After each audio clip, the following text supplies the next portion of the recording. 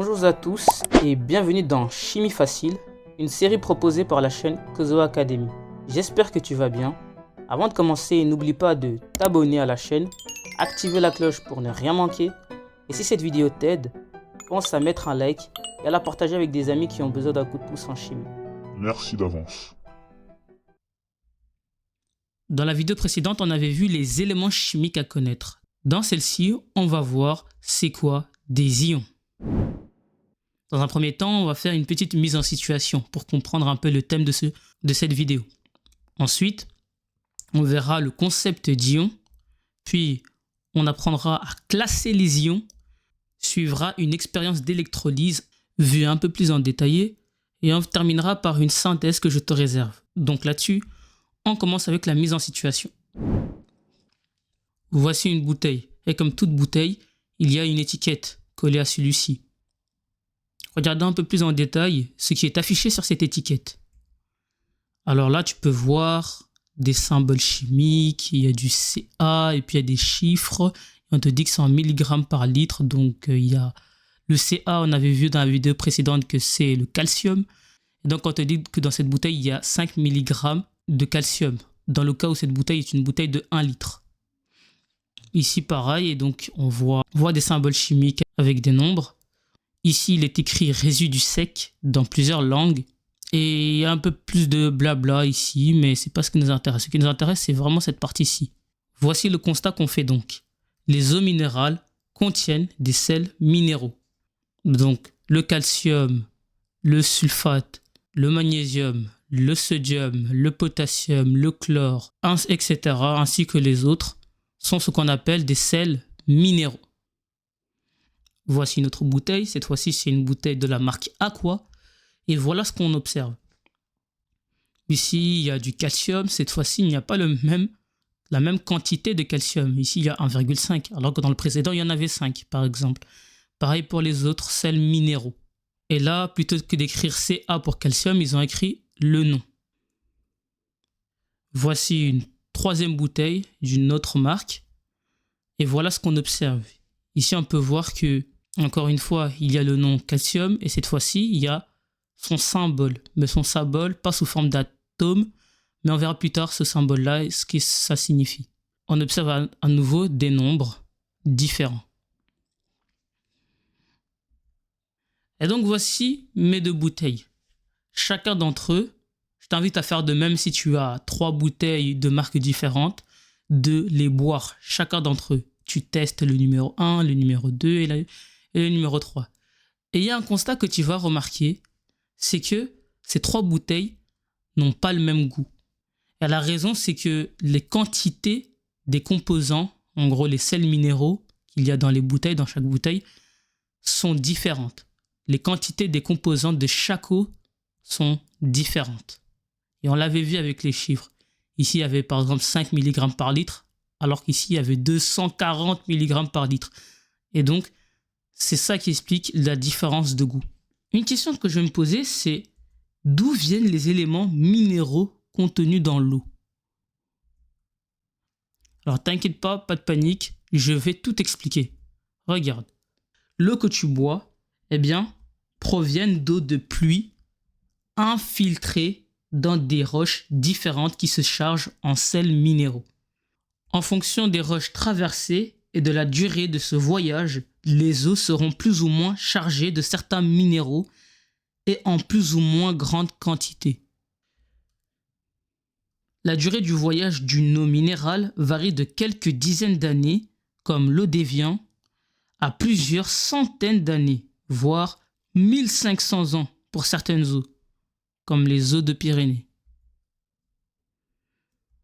Voici donc une observation d'informations sur les étiquettes. On a pu voir sur les étiquettes une formule des solutés, présence de formules chimiques et ou de noms.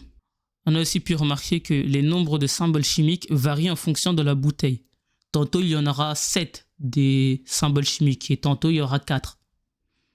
Sachant que les symboles chimiques représentent les sels minéraux, tantôt il peut y avoir 4 sels minéraux différents et dans une autre bouteille il peut y en avoir 10.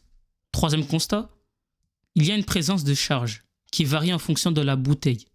Et ça, on le verra un peu plus en détail dans cette vidéo. Et pour terminer, il y a une notion, résidu sec. Celle-ci varie en fonction de la bouteille. Tout cela, on va le voir en approfondi. Ne t'en fais pas. Maintenant, passons au concept d'ion, le vrai sujet de la vidéo. Et pour le comprendre, nous allons faire une expérience. Voici un dispositif. Alors comme il est montré dans la légende, ceci représente un générateur, ça aurait pu être une pile. Il y a la borne positive et la borne négative qui est reliée à une ampoule ici. Et cette ampoule est également liée à mon bécher rempli d'eau de ce côté-là. Et puis mon bécher rempli d'eau est également lié avec la borne positive. Enfin bref, voilà le dispositif. Et donc à l'intérieur, ce qu'il y a, c'est de l'eau. Alors je mets le terme eau entre guillemets et tu vas comprendre pourquoi. Voici le même expérience. Donc ici, on verra la poule, ce qu'il en sera à la fin de l'expérience. Et ici pareil. Donc on retrouve mon générateur là, mon bécher et mes deux électrodes. C'est-à-dire les fils qui relient un peu l'ampoule et à la fois le générateur. Voilà le dispositif. C'est la même chose ici. La seule chose qui va changer, et c'est pour ça que j'avais écrit eau entre guillemets, c'est que ici, l'eau va être distillée et de ce côté-là, elle sera fortement minéralisée. Une autre façon d'appeler l'eau distillée, c'est eau déminéralisée. Ici, l'eau, il est fortement minéralisé. Bien, regardons ce qui se passe lorsque l'eau dans mon bécher est distillée, c'est-à-dire c'est de l'eau pure. Observation donc. Voilà, comme tu peux le voir, ici l'ampoule ne s'allume pas, alors que là, l'ampoule s'allume. Et la seule chose qui différencie mon expérience numéro 1 de la 2, c'était l'eau, le type d'eau qu'il y avait à l'intérieur du bécher. Et donc comme conclusion, on peut noter que l'eau distillée est une eau pure, ça je te l'ai dit, elle ne permet pas le passage du courant électrique. Ça, c'est la première conclusion. Deuxième conclusion, l'eau minéralisée contient quelque chose qui permet le passage du courant électrique. Jusqu'ici, je ne t'apprends rien. C'est ce que l'expérience montre. Voici donc une hypothèse que je vais faire. Dans l'eau distillée, il y a une absence d'entités chargées. Et dans l'eau minéralisée, il y a présence d'entités chargées. Alors une hypothèse, c'est une idée que je me fais, mais elle peut être vraie, elle peut être fausse. C'est une supposition. Et donc ce terme d'entité chargée, c'est ce qu'on appelle les ions. Et pour te donner une petite définition, les ions, ce sont des entités chargées positivement ou négativement. Je remplace donc le terme d'entité chargée par ion. Et donc dans une eau distillée, il y a absence d'ions. Et dans une eau minéralisée, il y a présence d'ions. Et donc la conclusion finale, c'est que dans l'eau minérale, on trouve des ions, que je rappelle qui sont des entités chargées positivement ou négativement. Et ces ions permettent le passage du courant électrique dans l'eau. Plus l'eau est riche en minéraux, plus elle est riche en ions. Et alors, plus elle conduit le courant. Dernière chose, ce sont les étiquettes qui mentionnent des ions qui sont correctes. Et oui, c'est une règle chez tous les industriels. Il faut toujours, car dans l'eau, eh bien, le calcium par exemple, n'est pas sous sa forme d'atome, mais sous sa forme d'ion. Maintenant qu'on a un peu vu le concept d'ion, passons au classement des ions. Voici les symboles chimiques qui étaient présents dans mes étiquettes que j'ai analysées. Je vais donc les classer en fonction des ions positifs, qu'on appelle cations, et des ions négatifs qu'on appelle anions. Ici, tu peux voir ion ou alors ion 2+, ion moins ou alors ion 2-. Ici, il y a un symbole chimique, ici, il y a deux symboles chimiques, il y a plus de 2 symboles chimiques. Bref, si tu ne comprends pas pour l'instant, attends voir, regarde l'expérience. Donc mes deux premiers ions, à savoir le potassium et le sodium, je vais les classer là. Pourquoi? Parce que comme tu peux le voir, c'est K+, ion plus, du coup c'est bien là, c'est bien dans la colonne. Maintenant, eh bien, tu peux voir qu'il n'y a qu'un seul symbole, il n'y a qu'un seul élément chimique, à savoir le potassium ou alors le sodium. Voici où je place les deux autres ions. Car comme tu peux le voir, Ca2+, Mg2+. Ce sont des ions 2+. Je place le Cl- ici. Et là, tu as pu le voir, j'ai mis NO3- là. Pourquoi? Parce que dans cette molécule, dans cet ion, il y a du N et du O. Il y a de l'azote et de l'oxygène. Donc, ça fait 2 symboles. Et à la fin, et la charge, c'est moins. 1-. Donc, ça a sa place ici. Et le reste, voilà ce que je fais. Ici, il y a 2 symboles. Ici, il y a plus que 2 symboles. Il y en a 3. Il y a l'hydrogène, le carbone et l'oxygène. Et la charge de cet ion, c'est moins. Ici, sa charge, c'est 2-. Il y a 2 symboles. Bref, j'espère que maintenant, c'est un peu clair. Cette fois-ci, c'est le même exercice que je fais. Ici, les cations, pour rappel, c'est les ions chargés positivement et les anions, les ions chargés négativement. Ici, j'ai donc écrit ion monoatomique, ion polyatomique. Tu vas bientôt voir ce que ces 2 mots veulent dire. Regarde. Voici où je place mes 4 premiers ions et voilà où je place les derniers.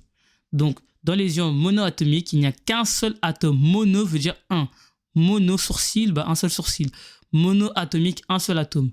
Ici, il n'y a que le potassium, il n'y a que le sodium, il n'y a que le calcium, il n'y a que le magnésium, il n'y a que le... Voilà, ce sont des atomes sous forme d'ions. Et ici, il y a les ions polyatomiques. Ce sont des molécules sous forme d'ions. Voilà, comme on appelle les molécules sous forme d'ions, on les appelle des ions polyatomiques. Donc ici, comme tu peux le voir, il y a l'hydrogène. Bref, il y a plus qu'un atome dans cette molécule-là. Pareil ici, pareil là. Pareil là. Et en fonction de leur charge, je les ai classés là. Le savais-tu? Tu ne dois jamais utiliser un appareil électrique lorsque tu es dans ton bain. Les risques d'électrocution sont très grands. Alors l'électrocution, c'est quand l'électricité parcourt ton corps et du coup tu meurs. Pourquoi cela? Pourquoi? L'eau de ville, comme l'eau minérale, contient des ions. L'eau de ville, c'est de l'eau minérale. Donc, il y a des ions dedans. Ce n'est pas de l'eau pure, ce n'est pas de l'eau distillée, ce n'est pas de l'eau déminéralisée. Au contraire, c'est de l'eau qui contient des minéraux. Donc, si tu mets ton appareil électronique dans ton bain, l'électricité va circuler. Et si tu te trouves dans ton bain, tu meurs. Rappelle-toi de cette expérience. Tu te rappelles, l'ampoule ici s'allumait. Eh bien, à la place de l'ampoule, c'est ton corps qui risque de s'allumer. Et oui, le courant électrique peut passer facilement à travers ton corps. Prochaine expérience donc. Voici l'expérience que j'ai faite du coup avec l'eau fortement minéralisée. Et celle-ci, c'est une expérience que j'ai faite dans une des vidéos. Je te le mets en haut à droite si tu veux la revisionner. Dans ces 2 expériences, il se passe à peu près la même chose. Si tu oublies la présence de l'ampoule. Donc ici, on a la pile, le générateur. Ici, l'anode, la cathode. Nous avons présence de 2 types de gaz qui vont se former de chaque côté des électrodes. Et voilà, c'est à peu près la même chose qu'on retrouve dans les 2 expériences. Sauf que là, l'expérience que j'ai faite, ce n'était qu'avec des molécules d'eau. Contrairement à celui-ci, où celui-ci c'est de l'eau minérale avec des minéraux. Donc ici, on va retrouver d'autres choses que mon gaz 1 et mon gaz 2. Bref, mais sinon, l'expérience se ressemble. Maintenant, je vais te demander d'être un peu plus imaginatif et concentré. Regarde, ici, imaginons qu'à la place de l'eau fortement minéralisée, c'était du chlorure de cuivre. Une autre solution, ok? Ce n'est plus de l'eau. Ce que tu vois ici, ce n'est plus de l'eau. Ok? C'est du chlorure de cuivre, du CuCl2, que j'ai mis dans ce récipient. Ce qui va se former alors, c'est du chlore et du cuivre. Le volume du chlore sera 2 fois plus grand que celle du cuivre. Et d'ailleurs, dans cette expérience-là, en général, on sent l'odeur du chlore qui se dégage. Un peu comme l'odeur de la piscine. Voici un peu le schéma. Donc, comme tu peux le voir, il y a 2 fois plus de chlore ici que de cuivre. Ici, il y en a 3, imaginons. Ici, il y en aura 6, car il y en a 2 fois plus. Et la logique, c'est de se dire que cette molécule-là, cette écriture chimique, on dit que pour un atome de cuivre, il y a 2 atomes de chlore dans cette molécule. Et donc, s'il y a 3 atomes de cuivre, il y aura 2 fois 3 atomes de chlore. Et donc, il y en aura 6. La borne de l'anode, c'est le côté plus. Celle de la cathode, le côté moins. Regarde, si tu suis le sens du générateur, tu vois que le côté plus correspond à celle de l'anode et celle du côté moins correspond à celle de la cathode. Notons donc nos observations. Dans un premier temps, un dépôt de cuivre est bien visible à la cathode. Donc, de ce côté-là, on va voir que du cuivre va apparaître, entre guillemets, apparaître. Okay, va se déposer là.